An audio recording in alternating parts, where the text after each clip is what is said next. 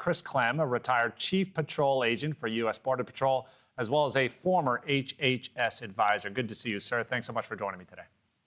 You got it. Thank you for having me on. You bet. So this operation in the Big Easy, New Orleans, will reportedly last for about 2 months. We're also told the goal here is nearly 5,000 arrests.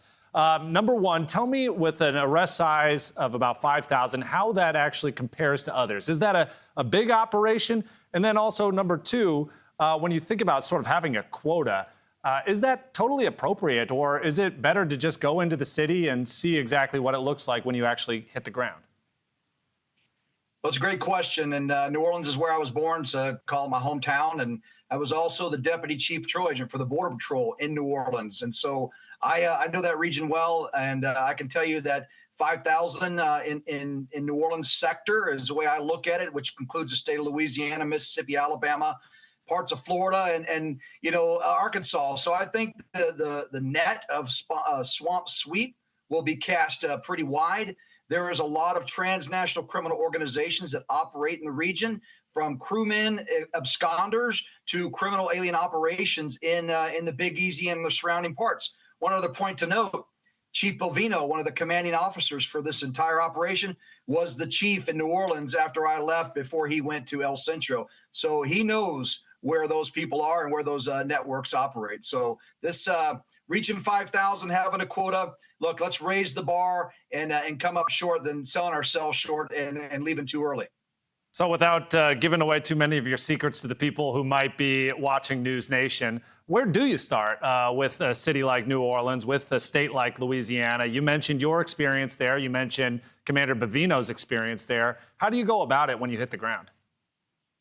The great news is all the surrounding states, obviously Louisiana, Mississippi, Alabama, we have governors that are aligned with this administration. So we'll have the state cooperation. So not only do the agents and the agencies on the ground at the federal level know where these people are, the state resources, especially like the state police, know where these networks operate. So they'll start using information intelligence.